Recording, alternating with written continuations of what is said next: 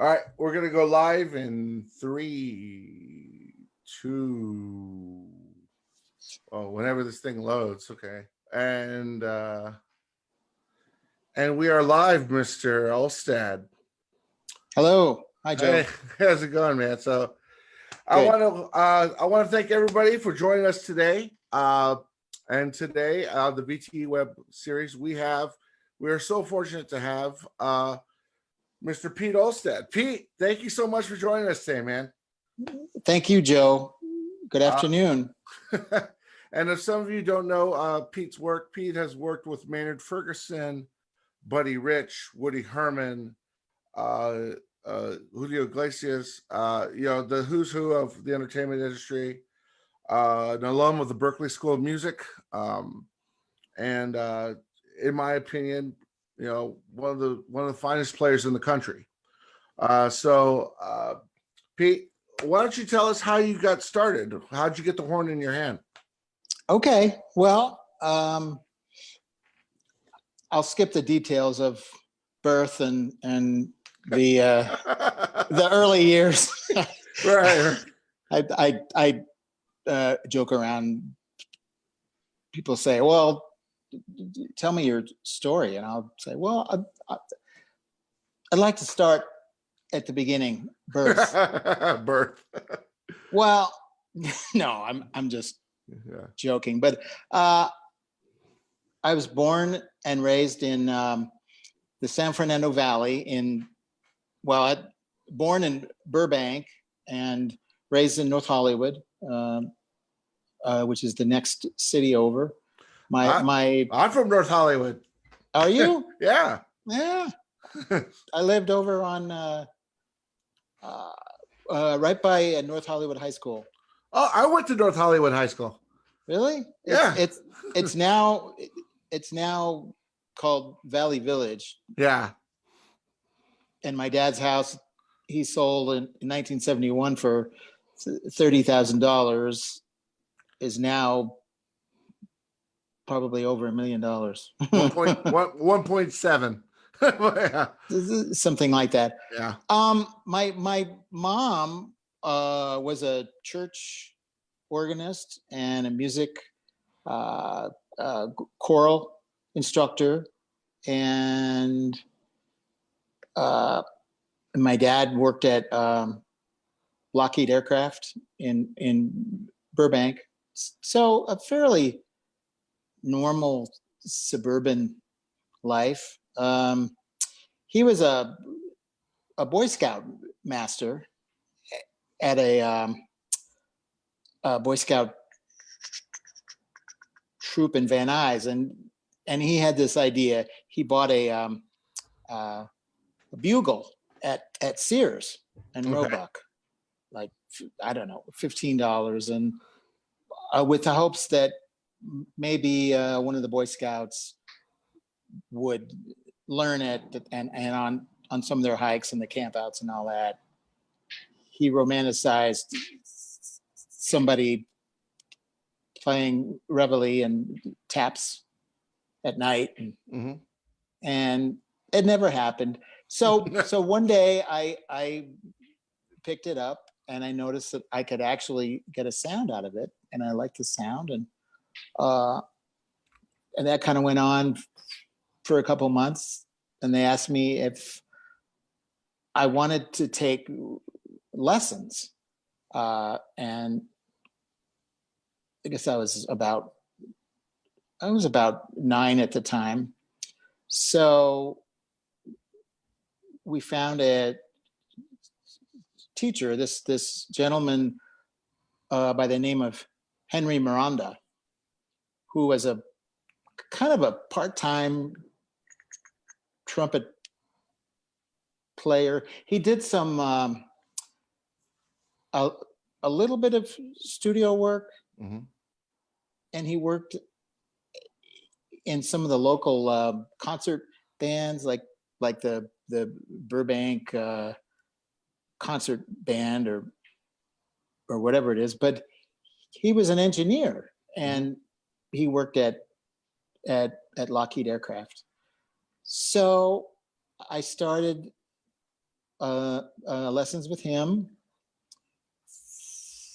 for a couple years, like 2 years maybe. Mm-hmm. And it was fun. The first thing he did, he wrote out all the fingerings, and then we got the Rubank method book, and he would always bring in like pop songs, like cool, like The Windmills of Your Mind and some of the things, and one of the things he would bring in were some of the Herb Alpert songs that were on the radio. Mm-hmm. And this was the end of the 60s, 68, 69. So I had already heard the songs on the radio, and I like one of the things I used to like to play at was the Lonely Bull. Yeah, it's a great tune. Yeah, and the introduction, and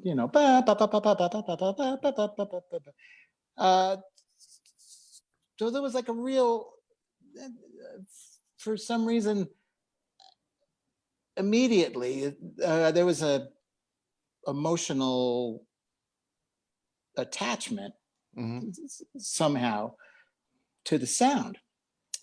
So and I wasn't fanatical about practicing. I think that all my parents asked me is that I would put in 15 minutes a day, 20 minutes a day, and that was enough. Mm-hmm. I was doing sports, some baseball and basketball and things like that. So the big change for me was my family moved to Denver, Colorado, and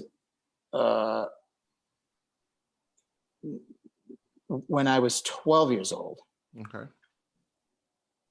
So my first year of high school, I really got interested in jazz music. The band teacher that I had, his name was Bob Montgomery, and he's a very well-known like in the original IAJE. Mm-hmm. I think he was one of the founding members. Oh wow! Okay. And he would also host the Clark Terry, Rich Madison band camps later on. But he ran the high school band. Okay. At the high school I went to, and he got me really, really passionately interested in listening to records, and everybody from Miles Davis to you name it,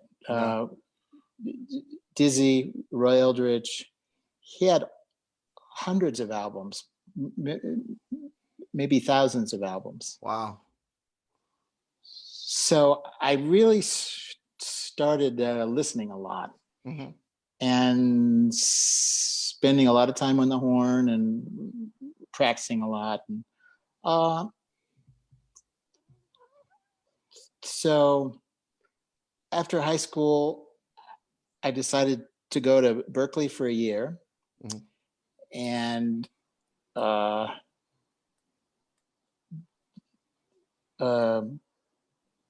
and I ended up coming back to Denver after a year, I ran out of money actually. So I ended up at the University of Northern Colorado. Were you with Gene Aiken? Was Gene Aiken the? I was. Awesome. Mm-hmm. That guy's a legend, man. Yeah. Yeah. He had the band he was there the whole time I was there. I was there from 1979 until I left in 81 and went on the road with Buddy Rich. And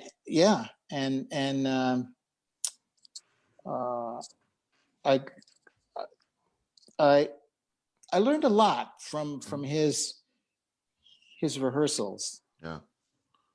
And the things about like cutting things off and the length of notes, and he was very, very good at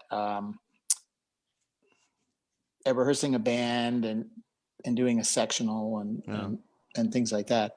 So one of the summers that I was there, I helped a friend move to New York. Mm-hmm. And that was the summer of 79. And I went down to see the Thad Jones band at the Vanguard. And that's when Earl Gardner had just moved to New York City from Philadelphia. And he was, I think he replaced Faddis on the band. And,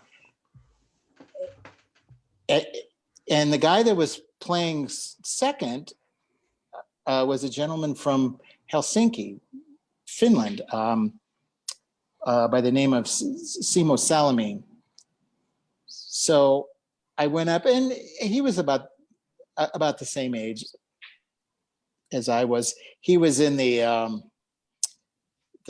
radio orchestra that they had in Helsinki there. So about a year later, he got on Buddy Rich's band, and there was an opening, and he remembered me and let me know, and that's how I got on the band. Oh, that's so. Going back, when you were like, say, when you're going through college, a lot of players have did you have any difficulties as a player? Like, what was one of the things that you had to like really work on as a player, going through school? Was it range? Was it endurance? Was it reading? Was it playing changes? What was it? Was there anything that you really had to work on? Well, I had kind of a unique situation. When I was in high school, I played lead, mm-hmm. and a little jazz. Mm-hmm. So just kind of enough to get by. My first year of college at Berkeley, I was convinced by a friend of mine to go down and study with Roy Stevens, who is this, well, he passed away. Yeah. But he was and there's a lot of guys who use his system, and it works for them. Yeah. It really didn't work for me. Okay.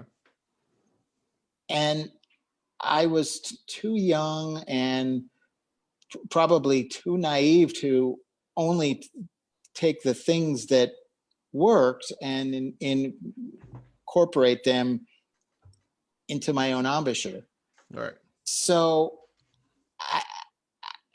I ended up kind of giving up for almost a year. I for the most part, gave up. Yeah. So I took the summer off, and I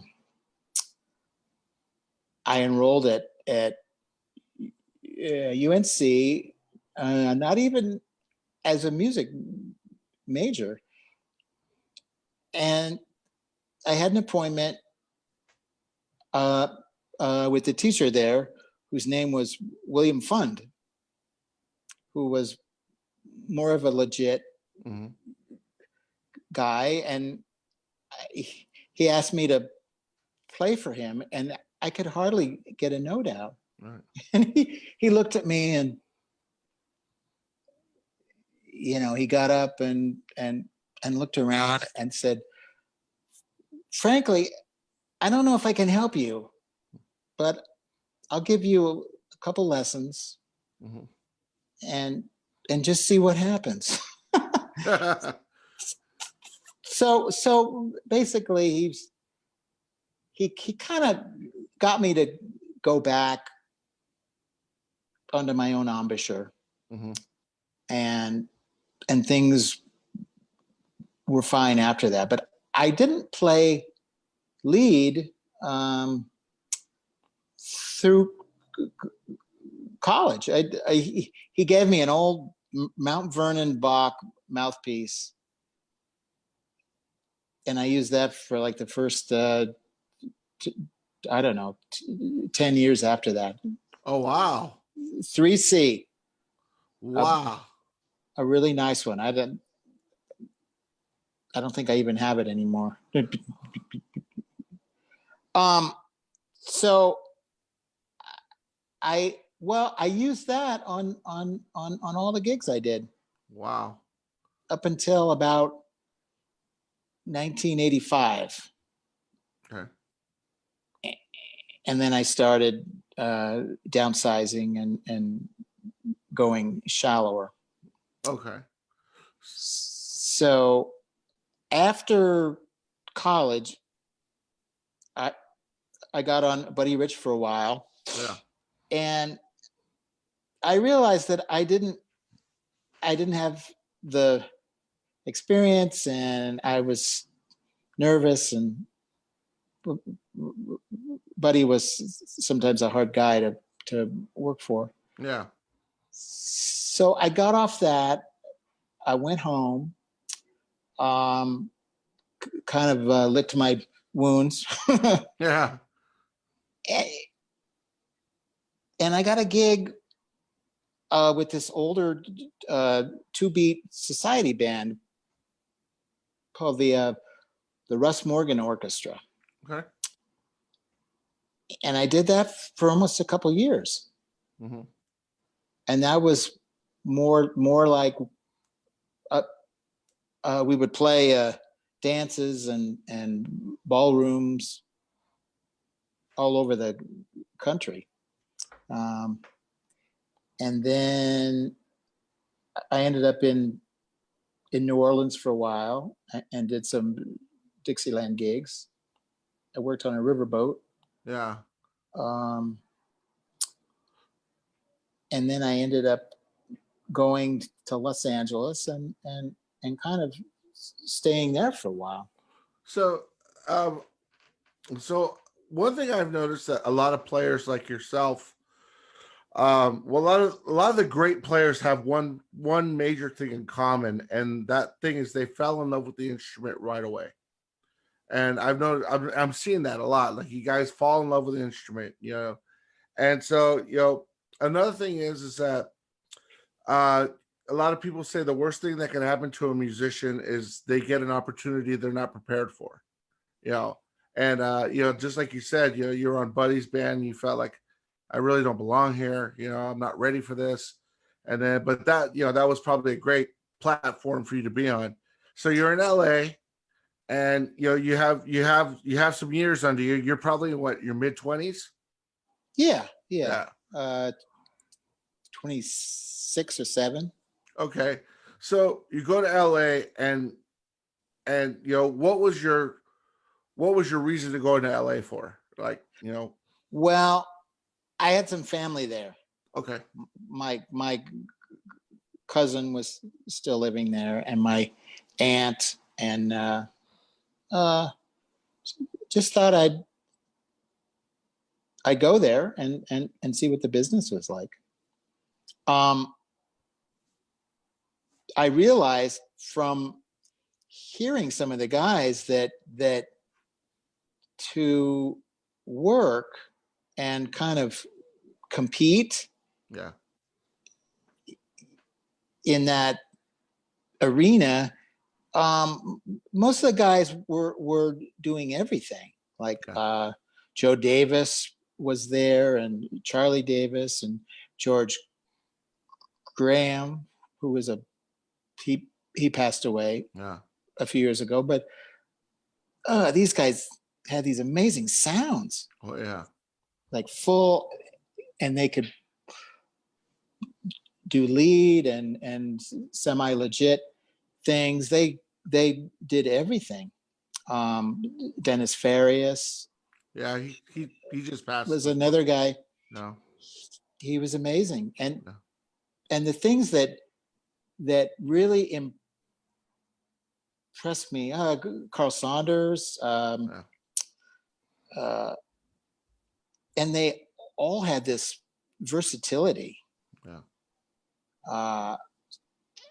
So I had studied with Bobby Shew in the early 80s, and had never like done the lead mouthpiece setup thing. Until I met Roger Ingram. I met him at Bobby Shew's house. One day, and he kind of helped me like dial in a mouthpiece, and he called Giardinelli's when they were still open, and it was either Greg Black or John Stork.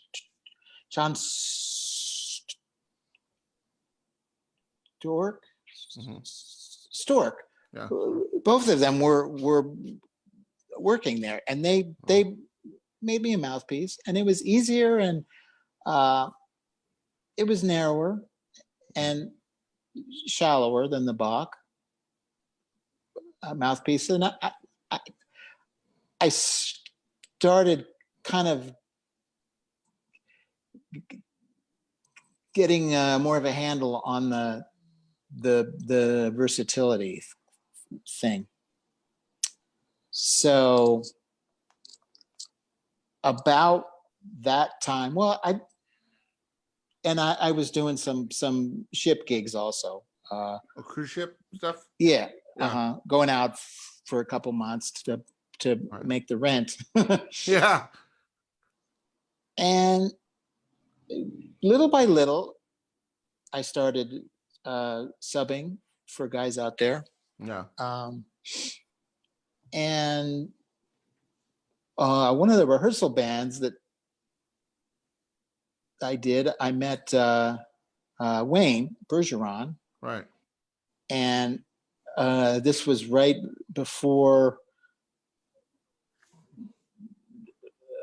it must have been 1987. So Maynard was turning 60 in 1988, and he wanted to have a big band. So I was gonna just real quick. A lot of people don't know this, and I'm glad that, again, I'm so glad you're here. But I asked you this question, but the original Big Bop Nouveau trumpet section is you, Wayne, and Roger. Am I correct? Yeah. Okay. Well, Wayne, Roger, and I. Yeah. That was the name of the first album. Big Bop Nouveau. So Wayne recommended Roger and I for the section. Oh my goodness! What a section, man! Wow. Oh, it was so much fun. and to this day, it's probably one of the most fun sections I've ever been in. And as you know, Maynard's all about like having fun and the music and all that. And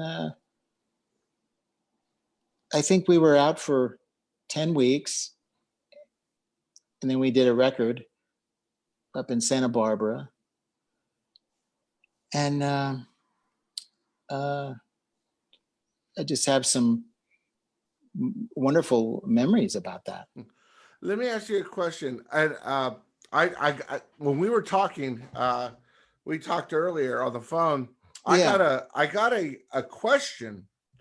I've someone said so, and we'll address this, but someone has a lot of guys in LA refer to you as the Swiss Army knife trumpet player, meaning no matter what you put him in, he's the right tool for the job, you know?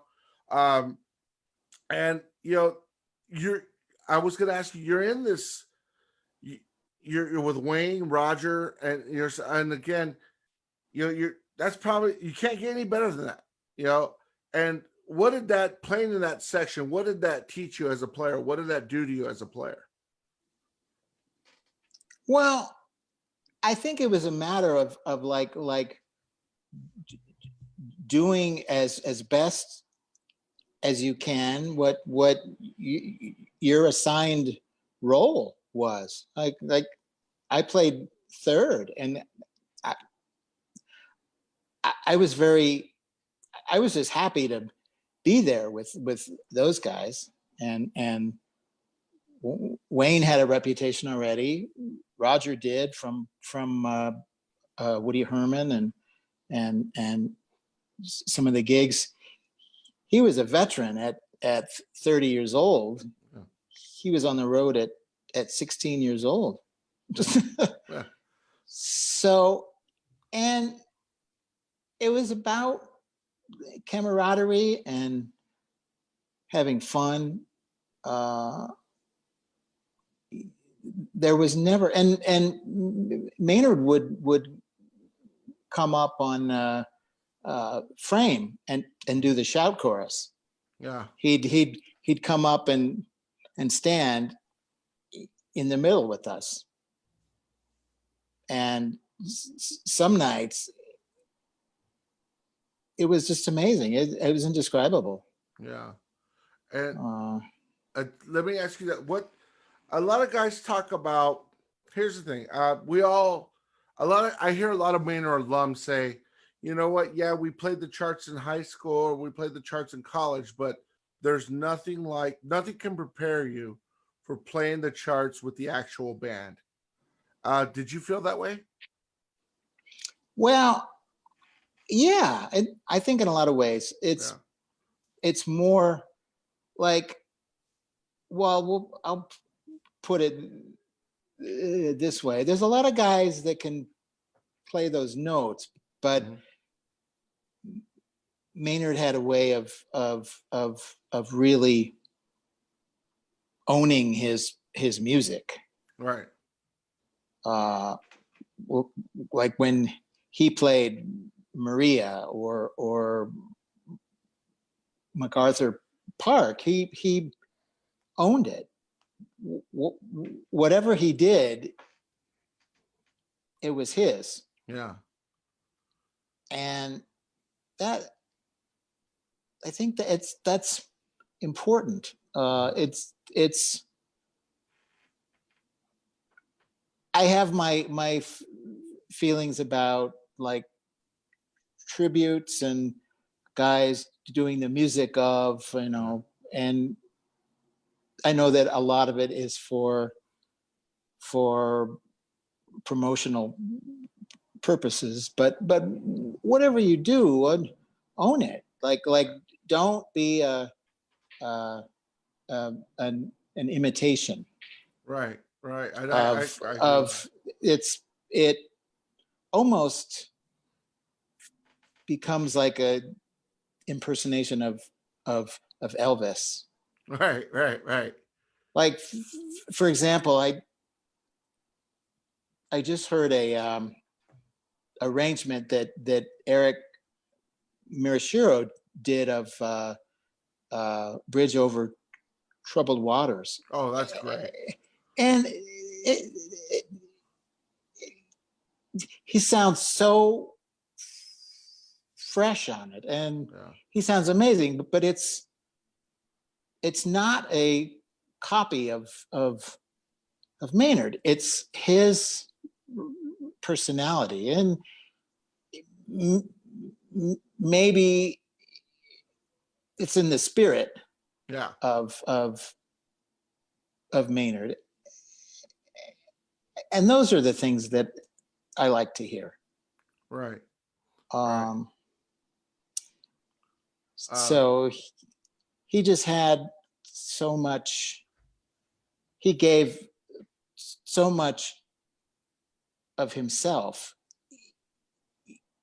into the music, his personality and uniqueness. Right.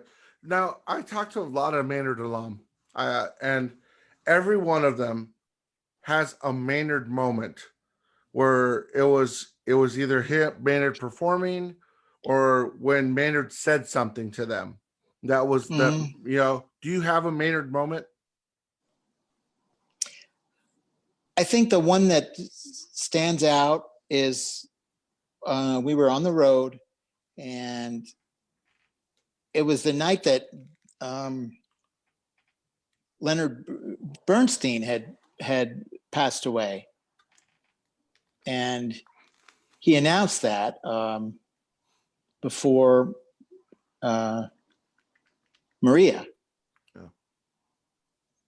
And that was a special moment. Yeah. That's probably the one that stands out the most. Right. Because he and Leonard Bernstein, they were friends. I think so. Yeah. He had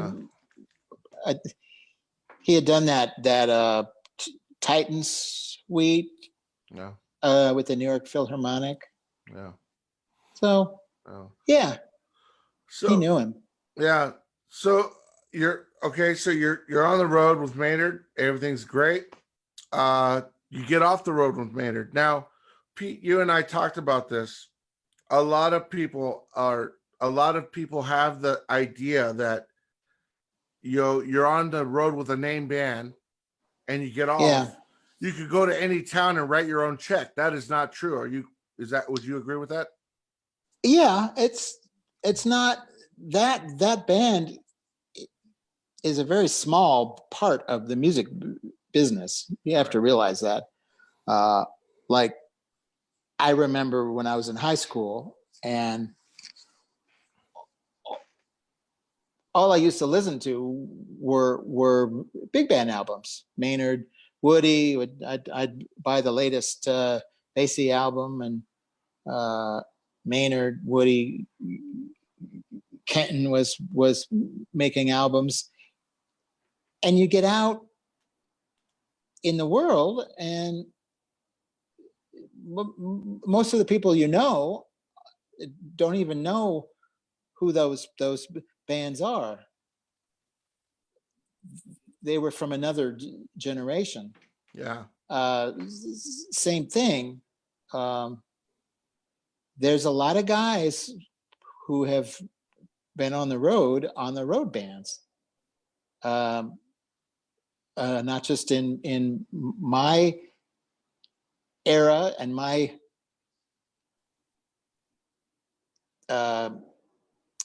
generation, but the people before me and before them. So it's not anything new. Yeah. So I really had a great respect for the people that were older than I was, that had done this, that had done the road moved to town. So I never felt like, well, I'm going to move here and I'm going to show them a thing or two. Right. It's already been done. Right. So, you know, part of working is having guys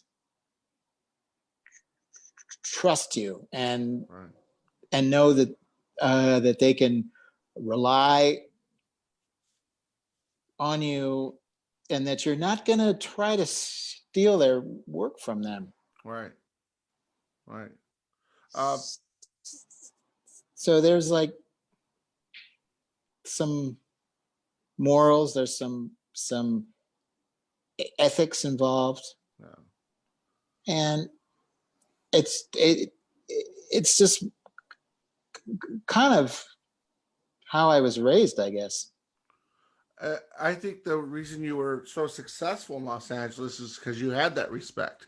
So let's talk about your the first time I saw you, I was 14, 15. And I saw you on a Buddy Rich memorial video. Oh. And it was you, Bobby, and Charlie Davis and Dana Watson on trumpet. Yeah. And the first tune on the video was a VHS. I'm dating myself, but I used to have one of those. So, but the first tune is Mercy, Mercy, Mercy. And at the end of the thing, you slam an A, and it's like the most beautiful A I've ever heard. And I almost passed out trying to copy that thing. But the thing is that I've noticed, one of the things about your playing that before every webinar, I watch at least 40, 50 videos of the people I'm interviewing. But one of the things I noticed is that you have a reverence for your other musician. You never try to outplay them. You never try to, there's always, you always compliment anything you're in. And I think, can you tell us, how did you learn how to do that so well? That's the word. I guess that's where I'm going. You compliment wherever you're at. You compliment very, very well. Well, it's funny. About an hour ago, I kind of had this thought pop into my mind, like maybe trying to explain that question. And I thought of two things: that you have to be both homogeneous and assertive when it's necessary, and when it's not, you defer. And I think the thing that I like to see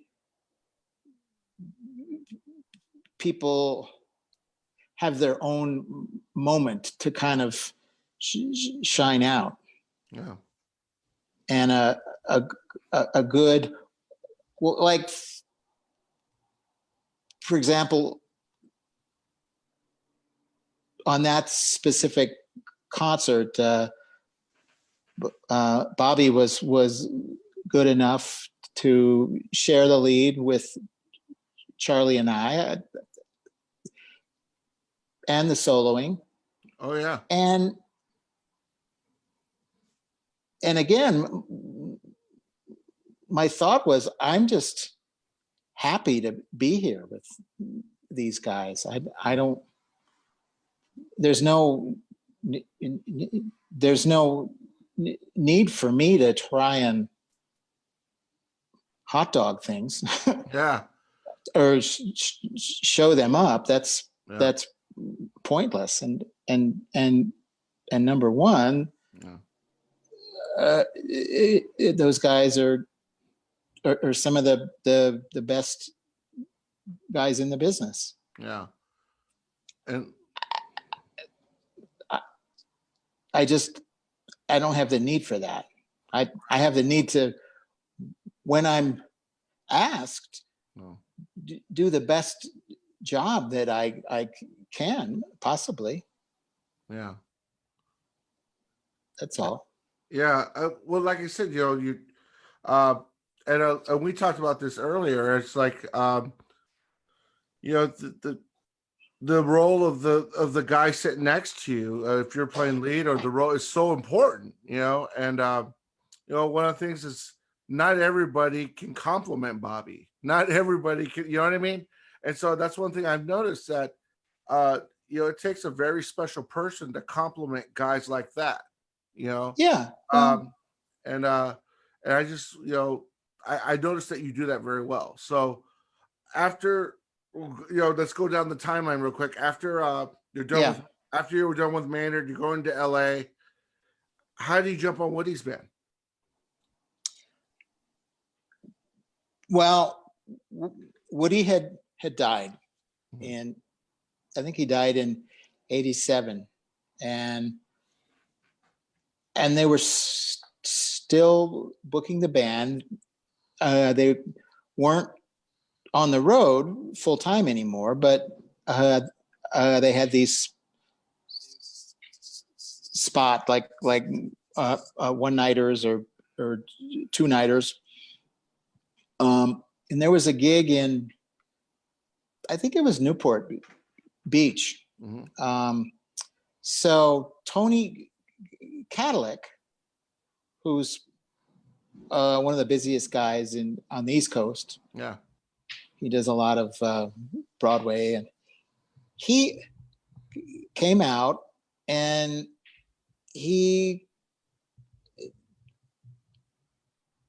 I think his lips got sunburnt. He stayed out. I don't know. Something happened. So they were calling guys in LA. They called Wayne and Roger and Bobby Shue and Charlie Davis, Carl Saunders. Nobody was available. So about the one of the last phone calls that they made, I think that the gig, it was either that night or the day after. Oh, wow. So there wasn't time to fly somebody else in. Yeah. So at the very bottom of the call list, there's me.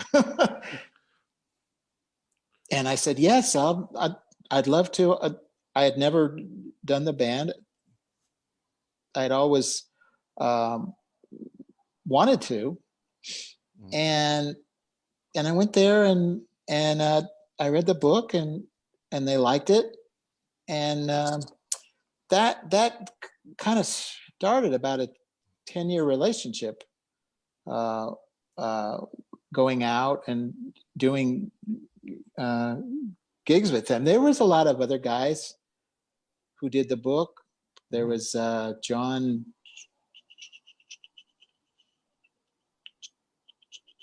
Chudoba, who did it a lot, and Walter White, and a whole bunch of guys. Yeah. Roger Ingram. Yeah. One of the best in the business, I think. Yeah. So it was just a matter of, well, I think I ended up going to Europe for a couple weeks every year for about 6 or 7 years in a row. Oh, wow. And it was a fun time. There were some festivals there. We got to play at Ronnie Scott's for a week, and things like that. Played the North Sea Jazz Festival, cool. Nice Jazz Festival. So that's how I got on the band. Yeah. So you have this plethora of experience under your belt.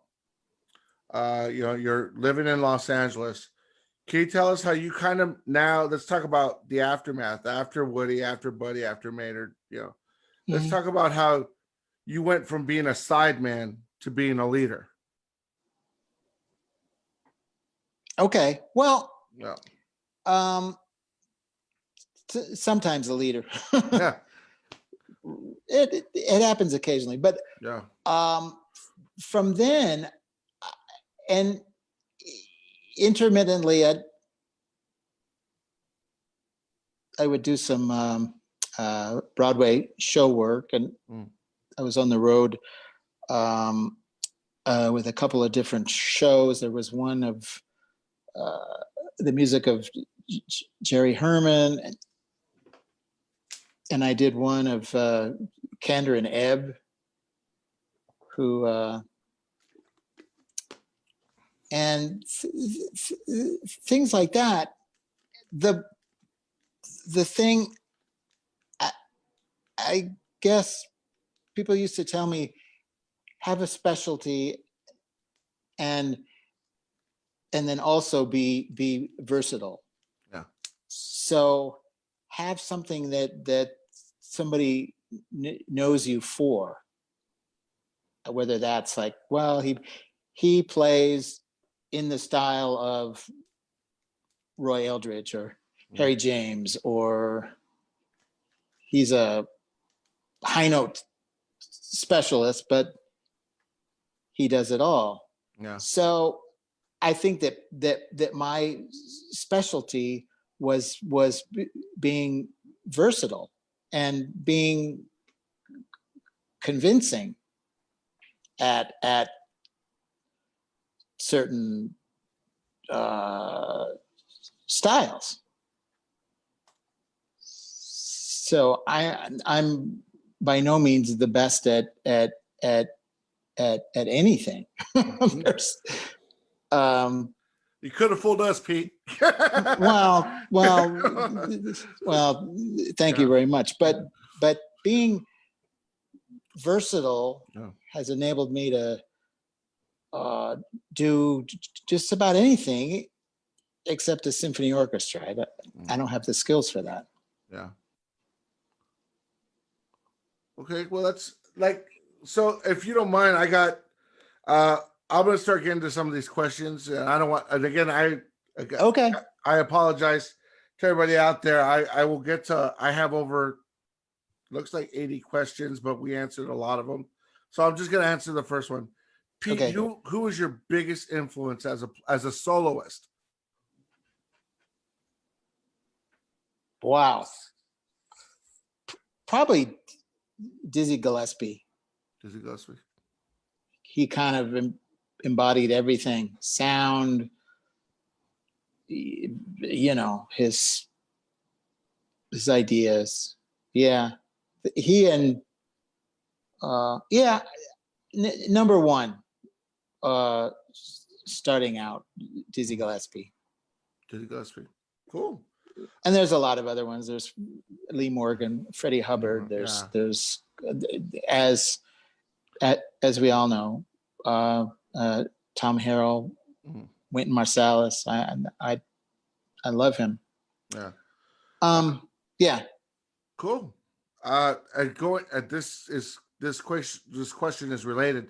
This is from Adrian. Adrian's out of Pittsburgh. He asked, "Who is your favorite player now?" For what? For jazz or for lead? I don't know. It just says, "Who's your favorite player now?" I'm just reading the question. So well, I guess who's one of your favorite players now? I'm a huge fan of Greg Gisbert. Yeah, Greg, who's a buddy of mine, and he does it all. He plays great lead. He's one of the best jazzers out there, and he's very humble too. Yeah, cool. This is from Shannon out of Pennsylvania, which is Pennsylvania. Pete, what was it like playing night after night with Maynard Ferguson? Did you ever feel that you didn't belong there? No, I felt like I had a part in his band. I wasn't. No, I was secure in my part of. Basically, you have to realize when you're on somebody else's band, you're in their world. Yeah. It's like Tom Jones. I played with Tom Jones for 10 years almost, and that was his world. I was there to augment him, and that's what a sideman does. Okay, cool. So yeah, okay, cool. No. I got another question from Jason. Jason's out of North Carolina, and he asks. He says, okay, I'm trying to word this correctly. Because sometimes they type too fast and you get typos. So it's he says, Peter, what is the difference between a good player and a great player in your opinion? And how do you transition from being just a good player to a great player? That's a really good question. Different answers for, I would say, the love of it, the passion, and also knowing that you are different. And knowing that sometimes has to do with the feedback that you're going to get. It's not all like, well, I think I'm good, so therefore I am good. Okay. I think you have to hear it from the people who know, who might early on cultivate you and encourage you. Okay. And also to be realistic, like how do you stack up? How do you, the way you play now, like how do you compare yourself to some of the best guys? If you think that you're in the ballpark, then you go for it. And the thing is, it's not like, it shouldn't be a competition. If you feel that what you do is valid, and that you can possibly figure out a way to make a living doing it, then go for it. And the business has even since I started 40 years ago, it's so different now. There's most of the bands don't have a full section. There's one or if you're lucky, two horns. Some of the bands, like the indie bands, have one horn, or like a cello and saxophone, or whatever it is. It's some of it's hinges on, does somebody like what you're doing, and do you want to make a living of it? Yeah. And if you do, then you have to figure out how to sell that, how to sell yourself. Cool. I got another question. This is from Christine. She's a trumpeter out of Toronto. Okay. She asks, Peter, I was told Maynard sees something special in every player he hires. Did he ever tell you what he saw in you? No. Okay. Okay. Or in the words of Maynard, anda. No. Well, no, we never had like these deep discussions. I remember one time, the only time he would never discuss, he would always avoid it. Mhm.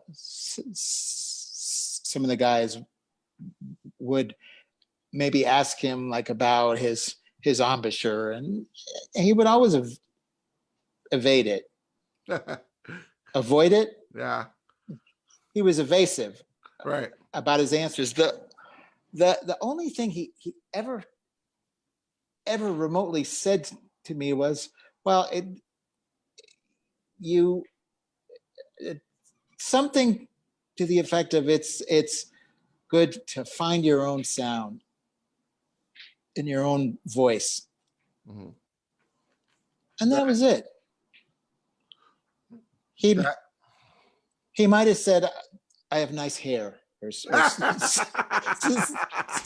something like that, but it was never like, oh, you're special. Well, yeah. You're the chosen one. Chosen one.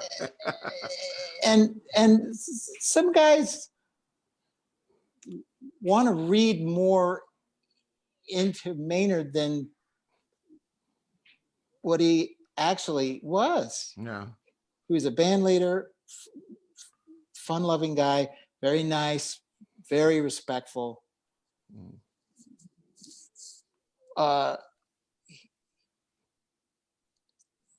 He wasn't like, I was never seeking his approval. Right.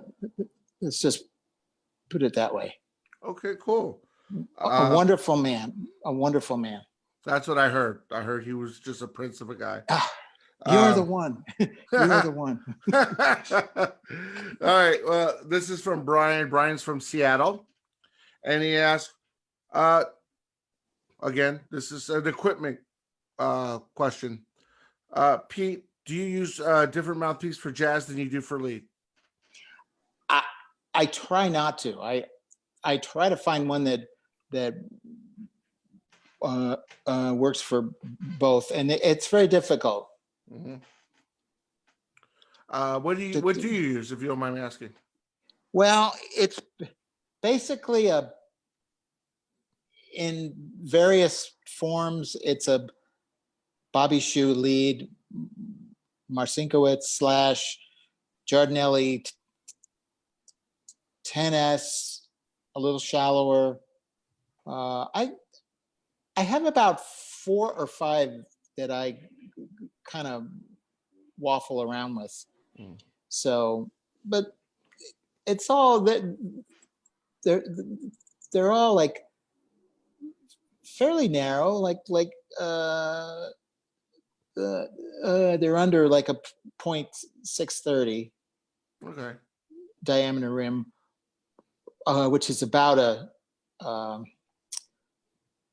like a Bach, maybe like a 10.5. Giardinelli 10 rim, Warburton about a 6 or 7. Okay. Roughly. And depending on the backbore, I can, for some reason, I can get a fairly big sound out of a shallow mouthpiece. Well, I've heard you live, and your sound's huge, man. So whatever you're doing is working. You know. Also, I got another question from Chris. Chris is from Florida, and Chris asked, "Hi, Chris. What was the hardest book you played? In which band?" Probably Circus Vargas. Oh wow. That was a non-stop playing book, like all high energy from Duke Ellington's Rockin' and Rhythm to rock and roll, you name it, circus music, Wow. marches. You'd have like a Sousa march, and then you'd have to do a scream solo on Rockin' and Rhythm. Oh wow. So, and some of those you'd have to, pardon me, you'd have to do like 3 shows on the weekends. Oh. So as far as book, like a big band book, depending on the order of the songs, the Woody Herman book is pretty taxing. Yeah, that's what I Have heard. all those arrangements. You got all those Fed Chuck arrangements, like Blues for Red and Fanfare for the Common Man, and scream solos and stuff like that. Oh yeah, that. Which brings me to another question. Again, I got a bunch of them, and I'm trying to get to all of them, guys. So please bear with. This is from Nick. Pete, love your lead trumpet playing. What advice would you give to me when you're halfway through the gig and you know that you're wiped out and you can't go any further? What would you do?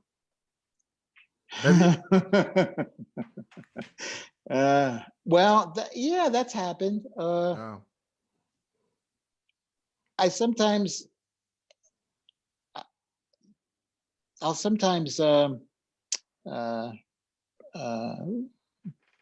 bring along a mouthpiece that's a little narrower, and then just back off and limp through the gig. Limp through the gig. That's most of the time, and I'm guilty of it also. We play much louder than we need to. And in the words of Bobby Shue, if you're having a bad day, back off. And if you're having a good day, back off as well. Well, you're on those bands where you were telling me even there was times where you had to play 10 days in a row. Am I correct? Yeah. Well, Tom Jones was 14 nights in a row in Vegas. Ouch. So you have to find your comfort zone, and it helps to really have a good sound man. And when I got older and then I started on these pop gigs, we had the in-ear monitors, and the on-stage volume is not as bad as you think it is. And in some ways, it was almost easier. Okay. Cool. Because you can dial things in a little better. Awesome. All right. Well, this is from Charlie. Oh, Charlie, this is my buddy out of Boston. Great lead player. Hi, Charlie. He says, Pete, some trumpet players are great lead players. Some trumpet players are great soloists. Very few are both, like yourself. How did you, I'm trying to read this correctly. How did you master both? Well, mostly by doing the lead thing, like practicing for the lead playing diligently and doing the things that are necessary to build your endurance and range. And I put the same amount of energy into the jazz playing. And when I was younger, I did a lot of transcribing solos. And I still do, but not as much. And it's just a matter of kind of focusing, like focusing on maybe your range for a portion of your day, and then you rest, and I work on the jazz for a while. Somebody asked me a while back, and I love all these hypothetical problems, but yeah. One guy said, if you could only do one, would you play lead or jazz? And I thought about that, and I'm thinking, well, maybe when I get older, I'll just do the jazz. If the lead thing is too difficult. But it boils down to the fact that I like doing both. And often not at the same time. Some gigs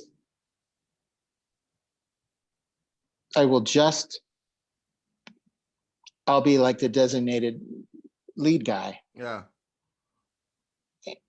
And there'll be some gigs where I'm in the section and maybe I won't have any solos, or maybe I'll have all the solos, or one of them.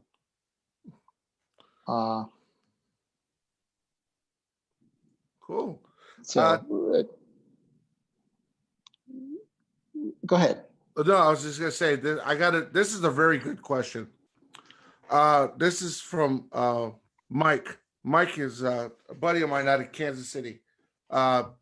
He says, Peter,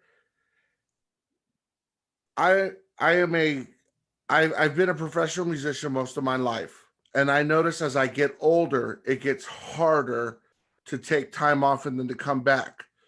Have you ever experienced that? And what would your advice be to someone like myself who takes a week off, but it takes a month to get back? Yeah. Well, I only took off once, and I took a month off. And this was about 20 years ago. And I was on the road, the Broadway show, Chorus Line. And I was like, I think I was 40. And it took me a long time to get my feeling back of normalcy. I would say, like, even if you do something like a little something every day, some lip buzzing, just like, I don't know, something to activate the lips. Yeah. For even a couple minutes, it's worth it. At least in my mind, than having that feeling as though you've almost lost everything. Right. I don't know. Okay. Well, this So that's good advice. That's good advice to yeah. I got another one. This is from Sammy. Sammy's out of Louisiana. okay. He asked, "Did you ever get an invitation from a band leader and have to turn it down? And if so, did you regret it?" Yeah, the only time I turned something down was I was on the road, and it disappointed me. I had a chance to play with Kenny Wheeler Oh wow. for a week in New York, and I couldn't do it. Mhm. So it was more like I was occupied. But and then a couple of years later, he passed away. But I uh, it would have been nice to have that experience, Okay. because I'm big fan of his. Yeah, great arranger, great trumpeter. Yeah. I got questions. So again, bear with me. I don't want to monopolize your time. I'm just Oh, trying. that's okay. These I'm fine. they're still coming in. Okay. This one's from Bob. Bob's out of California, and Bob asks, "What was it like playing with Mel Torme?" It was wonderful. He was a real artist, and the top of the heap. He was up there with Sammy Davis and Sinatra and all the best. He was the best of the best. The best. Did you play the lead book? I played some of the lead. Well, on one of the tours, I played lead. On another one of I think another one I played second, and some of the jazz. Cool. He wrote all his own charts. Am I correct? Most of them. Okay. Yeah. No. He also had some Marty Page arrangements, and Oh wow. I think he had a couple of Bill Holman arrangements. Oh, cool. Beautiful book. Beautiful book. Oh, here's a good one. I like this one. This is from Kevin. Kevin's out of Portland, Oregon, and he says, "Peter, I've been a big fan of yours for many years when you were with the Maynard band. Can you tell me what the session was like, the Big Bob DeVoe session? Session. How many days did it take for you guys to do that? It sounded like you guys just killed the session." He said, "How long did the session take, and was it really hard for you?" Well, right before that, we had been on the road for I think it was 10 weeks maybe. So, and maybe we had like a couple days off in Los Angeles, and then we had the recording session up in Santa Barbara. I want to say we were there for a week, and it was almost like doing a road gig, like a extension of the concerts. Yeah. Because everybody was so familiar with the music. Yeah. So I don't remember it being difficult as much as it was just fun. Cool. Yeah, because So, that there's some great writing on that album too. yeah. Um, The tune by Andy Weiner. yeah, Cruising for a Blues, that's a great Yeah. tune. Yeah. Yeah. So I got another one from Paul. Okay. Paul asked, it doesn't say where he's from. Paul asked, how do you match a monster like Roger Ingram, sound wise? Well, you just do what you can and stay out of his way. Basically, there's really no Yeah. matching No. him. It's just like giving him a foundation, Right. as solidly and pitch wise, and just supporting him. Yeah. Right. Um, Here's a good question. I think this is Claudia. She's from Minneapolis. She asks, will you ever approach to make your own mouthpiece or your own trumpet? And if so, why haven't you not done it? Well, I have had a couple of mouthpieces made. One by Pickett, and one was by, well, I think the fact that I just switch around so much, Okay. and it's not like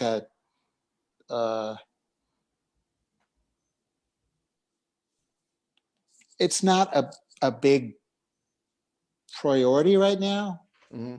I don't think it ever has been. It's finding something that sounds the best for a given day or a given situation. Okay. Yeah. This one's from Jack. Jack's out of Minnesota. Again, another Minneapolis question. All right. Did you ever do anything else in your life besides play trumpet? Briefly, when I was in high school, I worked as a janitor at night Mm-hmm. to basically pay for my skiing habit. And I briefly worked as an office manager for an animation company in California.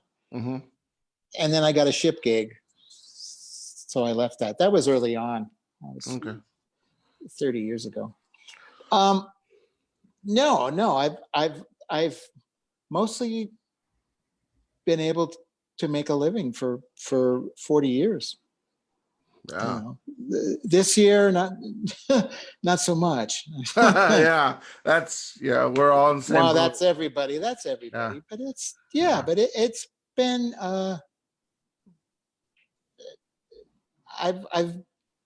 I can safely say that I've paid the bills Yeah. playing. This is a good question. This is from Tony. Tony asks, he's asking this question. He says, Pete, a lot of musicians, especially guys like you, say that there is a price that everyone pays when they go on the road. Is that true? And if so, did that happen to you? Yes and no. Okay. There was I had always, ever since I was younger, I had always favored steady work. Mm-hmm. And I still do. I would rather go out on a sure bet than wait for something that might not even happen. Right. And I lived in Los Angeles on and off for about 15 years. And there in that town and the culture there, going on the road is kind of the best way of being forgotten. Right. And it really is. It's out of sight, out of mind. Mm-hmm. Nobody is going to wait for you to get back. You know, it's like, well, I might be back in a couple months. It's just the way things. Well, in most of the cities, it's the same way. It's a choice that I made consciously. I don't mind the road, and there's a lot of things that I like about it. Mm-hmm. Okay. I got a really good question. I was going to ask you this one. Okay. Is there any plans to start your own big band? No. Okay. All right, cool. No? Well, I would like to do, before I get too old, I'd like to do a big band album. I have some arrangements, and I have some nice features, but I don't think to have a big band, it's a lot of work. It is. It's a lot of, I did it a while back, like 15 years ago, kind of limited and like for example, a number of years ago, I brought up Bobby Shue, and he was the guest artist, and that was fun. And did a gig when the ITG was in Denver, like 2004. So certain things, it's fun. Mm-hmm. I like guest soloing with big bands. Mm-hmm. I've done that a few times, but actually having a big band and I don't know, I don't have a burning desire for that. Mm-hmm. Okay, cool. Kind of a boring answer. No, it's a very. I was going to ask that question. Yeah. Okay. This is from Pat. Pat lives in Milwaukee, and he asks Pete, what horn do you play on? I am now on an old. It's a Yamaha 636B.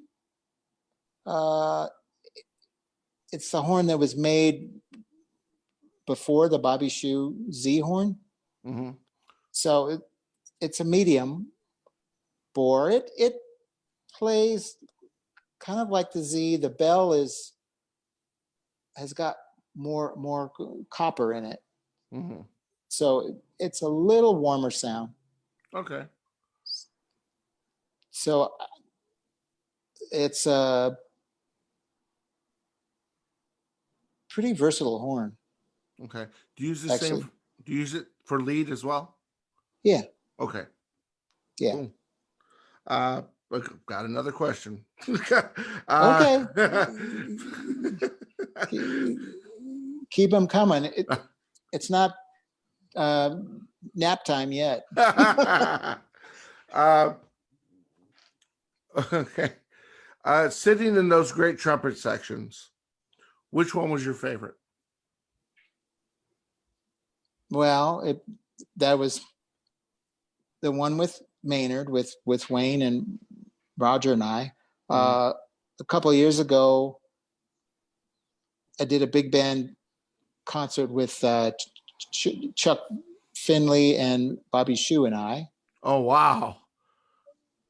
And that was really fun.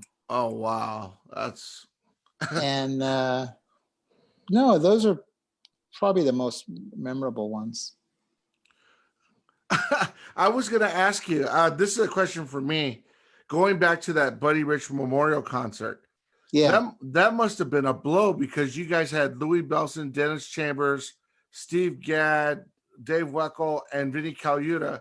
That's a blow, man. Did you tape that all in one night, or was that over several days? Man, I think it was one night. Ouch.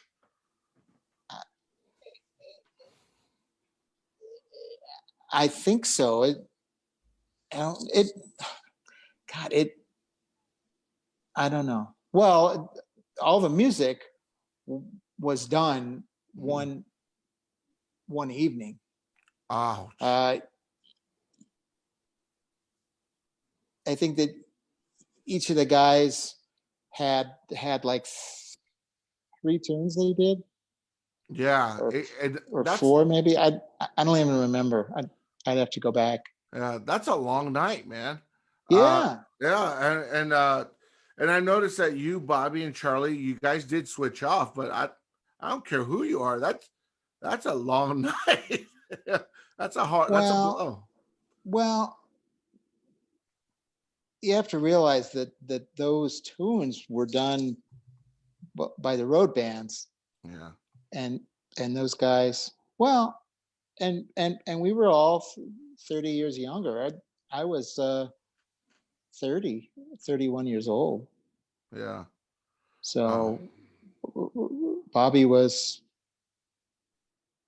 in his late 40s maybe, and Charlie's a little older than I am. Yeah. So that, and Bobby was I when you see Bobby, you almost don't recognize him because he's really thin, and you guys sounded great. So let me ask you, I'm going to ask you another question from me. Okay. When a kid or a college student comes up to you and says, I want to play like you, what do you tell them? Nobody's ever said that. Well, there's a first time for everything. If someone were to come up and say that, hypothetically, if they did, I'd say thank you for the compliment. And like I had all these. I can relate in some ways, and in some ways, I'm kind of. It's kind of a overused word, but the word humbled. Like I've just been out there working. Yeah. I don't know like who's watching who, or who listens to whatever recordings are out there, or the YouTubes. Wow. And it's a very sincere compliment. Mm-hmm. I think that we all need those role models, like musical role models, and I'm flattered and I'm honored if somebody thinks that way of me.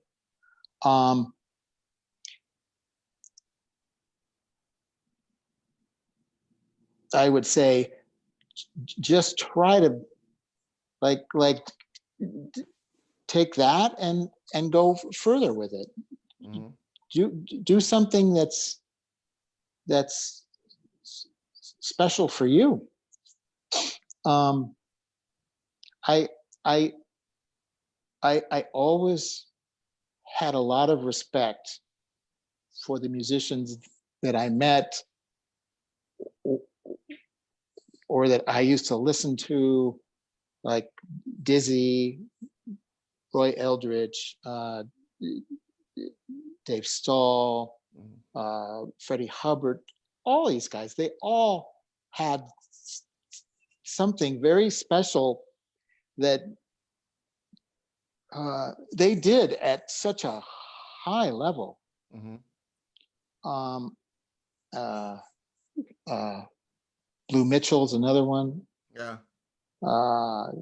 Cat Anderson, all these guys.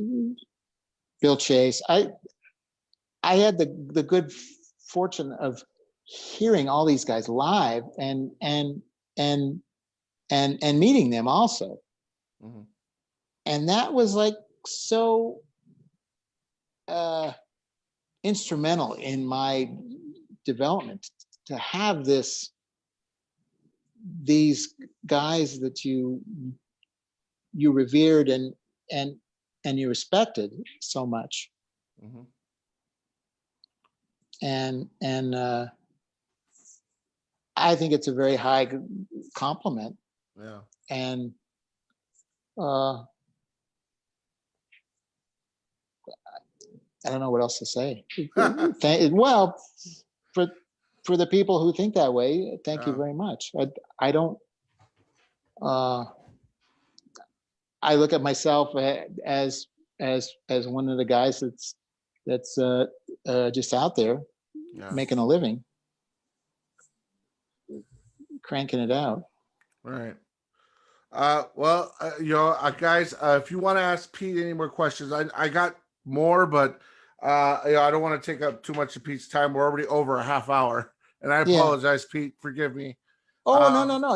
If you have a couple more or one more, that'd be fine with me. I got one more. I'll do the one more. Okay. All right. I just didn't. We're already at 3:30, so I apologize again. I didn't mean to take your time. No, I believe me. I have nothing else to do. I have to walk my dog, but that's about it. Okay. As a professional trumpet player who's played in a lot of name bands, how do you feel about ghost bands? I don't have a problem with them. Okay. Because if the music is of a high level and it shows some respect for the person who had the band, like I don't have an issue with it. I think a lot of the leaders had specifically said that they didn't want a ghost band. Like I think Kenton. Yeah, I remember reading Kenton put that in his will that he didn't want any. Yeah, I remember reading that. I know that some guys are indifferent, like yourself. If as long as it's done well, go do your thing. I know a lot of guys have different points of view on that. But now we're seeing we are seeing a lot of resurgence as far as ghost bands. Guys that are taking the music of so and so and coming back, and which is great. I mean, and I'm with you. Yeah, I like to see guys that can kind of spin things. A little differently, like we were talking earlier about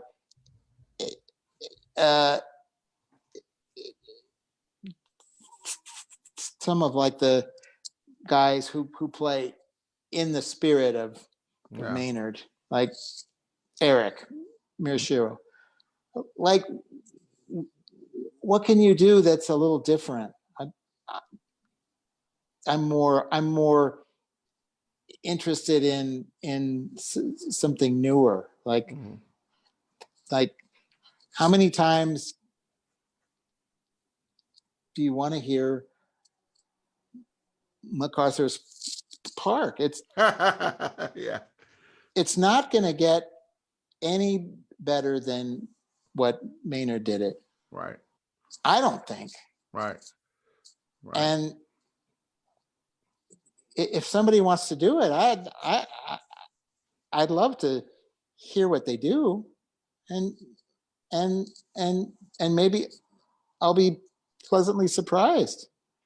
Yeah. Who knows? Right.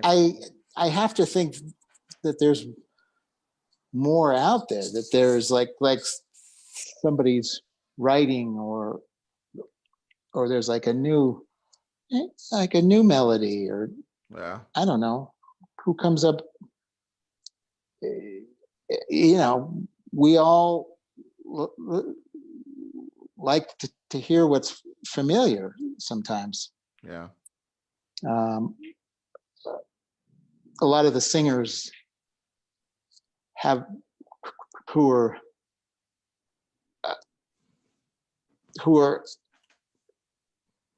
established already have a hard time introducing new material. I understand that, but there has to be a balance. Okay. There has to be a balance. Cool. Somehow.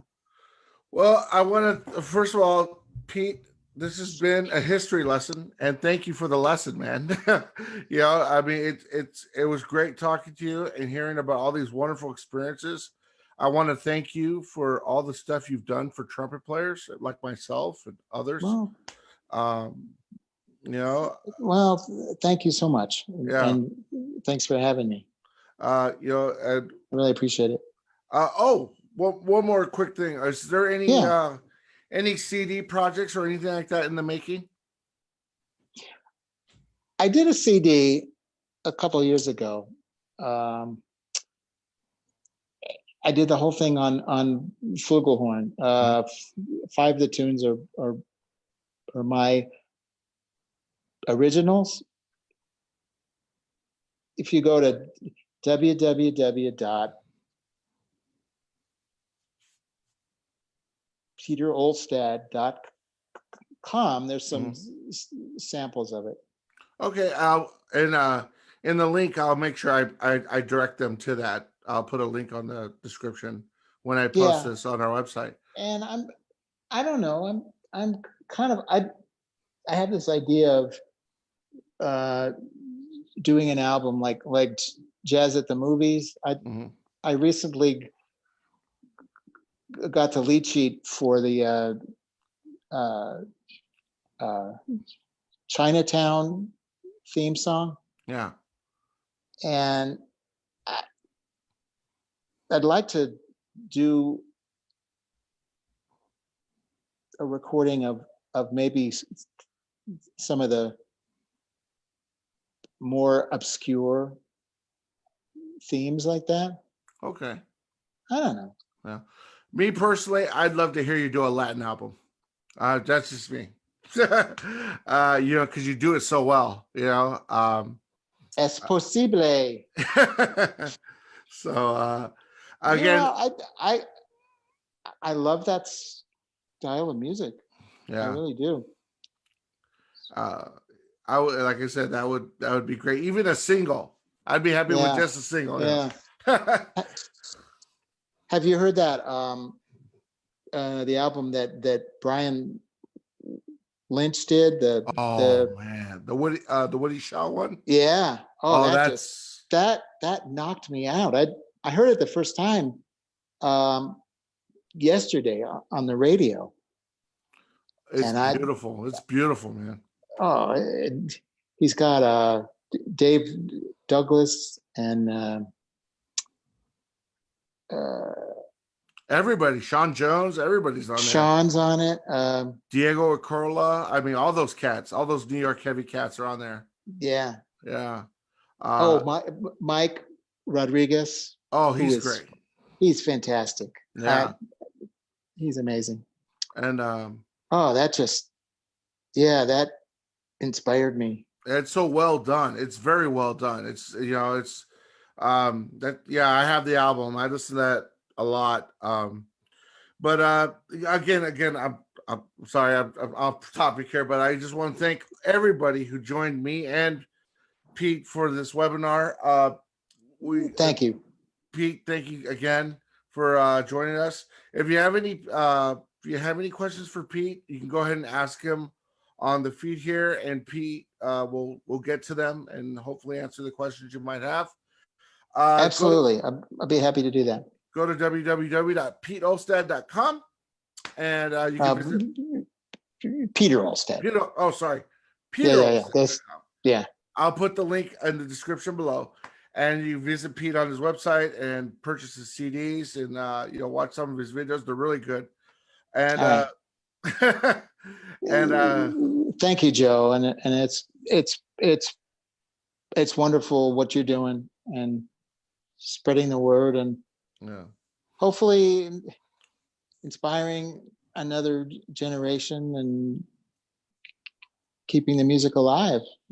That's what it's all about. Yeah. And again, just recognizing the people that have done it before me, and I think again, thank you guys. Yeah, well, I'm the same way. Yeah. So again, thank you for joining us, and we hope you have an amazing Sunday. And thank you for all who joined live, and we will talk to you next time. Have a great day, everyone. Thank you.